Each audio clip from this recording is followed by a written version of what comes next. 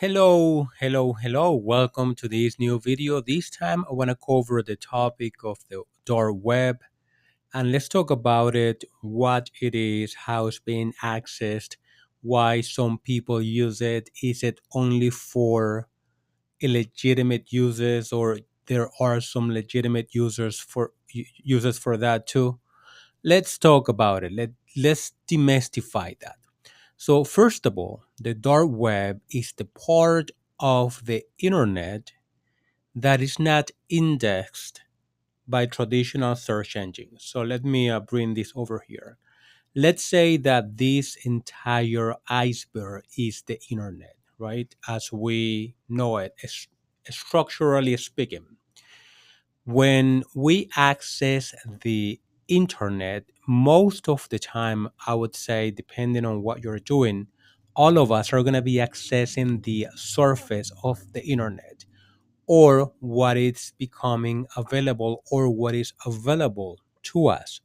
So when someone creates a website, obviously the main purpose of the site or one of the main purposes of the site is to be accessible by people somewhere else. All that information is going to be here, right? This is where you access whatever site you access, your bank, your news, your uh, social media accounts, so on and so forth.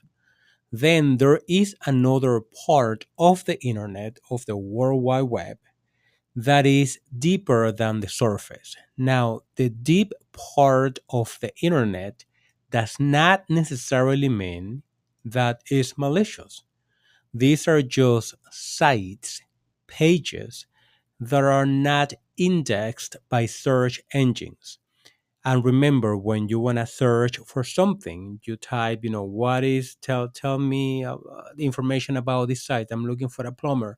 I'm looking for this, looking for that, and then you're going to get results. So this section in here is not indexed by those search engines. It could be that universities, schools, companies have websites that the only way for people to access those sites is that they know the specific URLs and the pages they want to reach. And how do you know that? Well, they'll tell you, right? You know if you know. And what exists here in this section of the deep web could not be malicious. Do you know how many websites out there have pages that are could be accessible, but they're not indexed? A lot of them. If you know the right searching techniques, if you know the right tools, you may be able to get to them. But it doesn't mean that you're going to find anything illegal or anything suspicious in there. And then we have the other section. This is what you see on the news a lot, and that is the dark web. Now, the dark web section of the internet that can only be accessed through specialized software, and in that software is like the onion router. A lot of the content in there, again, I'm not gonna say a lot because I don't know that people really know how much, and it has not been measured. But some of the content on the dark web is could be malicious, and other content could be legitimate. Could be a content that people are using. Perhaps they are um, if they may live in a country that has restrict freedom of speech and they want to voice an opinion or an idea or a movement, they would go to the dark web to use that and making sure that their identity remains anonymized. Because when you go through the dark web, you are not going to be using your regular web browser like Google, Chrome, or Safari, or one of those guys. In that case, you're going to be using the Tor browser. In this case, I'm using Parrot Security, and Parrot Security comes pre-installed with Tor, and you're also going to find it pre-installed in Kali Linux, but you can download it and install it on your Windows computer or your Mac computer. You don't have to use one of the security distros for that. And when you connect to it, when you perhaps I'll create a video for that. There's not much configuration, but there's a couple of things that you need to know to make sure that that connection remains private. This connection is going to go through a series. The Onion network is a network that was, I believe, it was created back in the 90s by, if I'm not mistaken, by the Department of Defense. And then another organization took over to maintain the privacy of the project and to maintain the project. And it's a project that is legitimately maintained by experts. Now, the fact that the project can be misused by criminals does not negate the fact that it's doing a lot of good in society as well. So, when people go through the Onion network, they go through a series of different hubs or routes that are going to anonymize the connection from where they want to go to where they want to go to. So it's not like right now, if I use my web browser, let me bring it over here. If I bring my Google Chrome and I go who won the MBM finals 2025, it's gonna give me the result of that, and it's gonna go from me. Maybe it's gonna resolve DNS. It's gonna go through the whole DNS resolution until it gets me to the proper place. And as a matter of fact, right here, it just took me to Google. It didn't even take me to the MBA. But if I come here to the MBA, I'm gonna go there directly. Now, when you go through a Onion network, you're gonna go through a series of different routes that have been set up by people. You could actually be at a route in the Onion network to anonymize the connection. So when you want to go from point A to point B, in reality, you're going to go from point A to maybe Z, D, W, X, Y, and then you're going to come down to point B, right? So that is a way to anonymize the connections that people are using.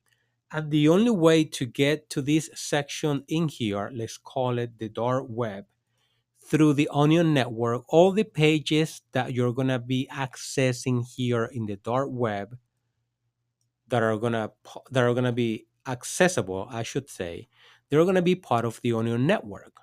And by the Onion network, I mean that they're going to have an address with that onion that you're gonna put in your browser, and then your browser, in this case Tor browser, is gonna take you there.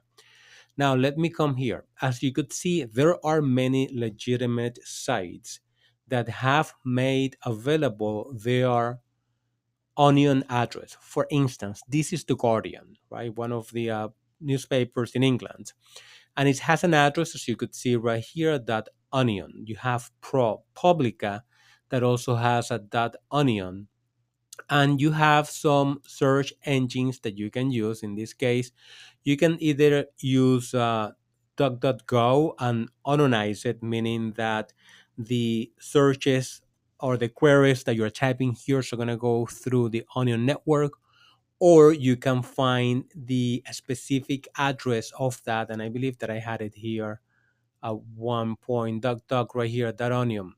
So let me, okay, so here it is. So how do you know those addresses were? Either you know or you don't. You could do a search for that for legitimate sources like these newspapers. I believe the New York Times, BBC, maybe ABC, who knows? CNN, maybe they don't have that, but they make these addresses available so that when people want to interact with the site and perhaps reach one of the reporters or the editors in these newspapers, they can do it, or these people can do it in a very secure and anonymous way. Now, when it comes to the Tor browser and security and being anonymous, I'm always suspicious of this, right? To an extent. The reason for that is because you have to make sure that the that onion address of that site that you are trying to access is the legitimate address that you want to access, or the legitimate location site that you want to access. How do you know that this address was not, spun up by somebody else pretending to be ProPublica, trying to capture people who are maybe that are gonna disclose information that shouldn't be disclosed. So those are the things that you have to keep in mind, and I'm sure that some of these authoritarians governments have situations like that. So that's why these people in these countries, they have to be super careful when it comes to disclosing information, even over the onion network. um, the other thing that I wanted to mention is that these addresses that you see here in the onion network can only be accessed through the Tor browser. If I copy this and I try to access this address on my Google browser, let me bring it over here, right? And I try to access that site. I'm not going to be able to access the site because that site, specifically that legitimate site, is being accessed through, or is only accessible through, the Onion network. And the way for you to access the Onion network is through the Tor browser. Now, that's how it works. That's what it is. Obviously, within this um, Onion network, there is a lot of illegal activity, and people find what they are looking for. But it could be that you are a researcher, a cybersecurity researcher. You want to be involved into it. You want to know how uh, this activity is taking place, to make sure that you have the proper defenses in your organization or in the network, especially when it comes to governments. They subscribe to services that monitor this type of activities in these dark websites. I would suggest that you, unless you have a legitimate reason to do that and you know what you're doing, don't do it. Right? Like, if you are curious about how malware works, you don't have to go into the dark web to find that information. You can find tons of videos and tons of tutorials from all different legitimate sites. Because if you go there and you don't have the right protection, you can just click on one link and some type of malware could potentially be downloaded to your computer and expose your identity. So if you're gonna do it, just do it with intentionality. Take the proper measures. Make sure you don't use your personal computer for that. Use a sandbox or use a VPN if you want. Well, not a VPN in this case, um, but take the proper measures. So this is the dark web in a nutshell. As you see, let me just do a quick recap. This is what all of us access on a daily basis. This is information that the deep web is not necessarily indexed or searchable by regular search engines, but you can access that through your web browser if you know how to get to them, if you know the page and the server address and all that. And then the dark web is that section of the web that can only be accessed through the Tor browser, and that is in the running on the Onion network. So I hope this video was useful to you. Let me know in the comment sections if you use Tor as your web browser, or if you have legitimate users. I would like to know what other people are using it for. Just refrain if you feel that the activity that you are doing is not, it's not legal. Don't leave it in the comment sections. I'll delete that comment. But if you use this uh, for information disclosure or things like that, and you feel comfortable sharing your use case, we would love to hear that. And the last thing that I want to mention is that you wouldn't use Tor as your main web browser because it's super slow. and it's super slow. And also, if you're using that at work, they're gonna get notified because it's very easy to flag the exit IP address of the Tor browser, I mean, of the Onion network. And devices like Datadog, Splunk, all the same devices, even Microsoft security services, they can identify when a connection is exiting from one of these networks. So, don't do it on work environment. If you want to do things like this, do it on your personal computer. And even if you do, you don't want to spend much time here because it's super slow. You're going to have all kind of troubles and connections and plugins that are not enabled, so on and so forth. So thank you again for watching. I know that I expanded the end of the video. If you found this information useful, all I ask you to do is to click on the like button, consider subscribing to the channel. If you know of anyone who can benefit from this information, please share this information, and I'll talk to you on the next video.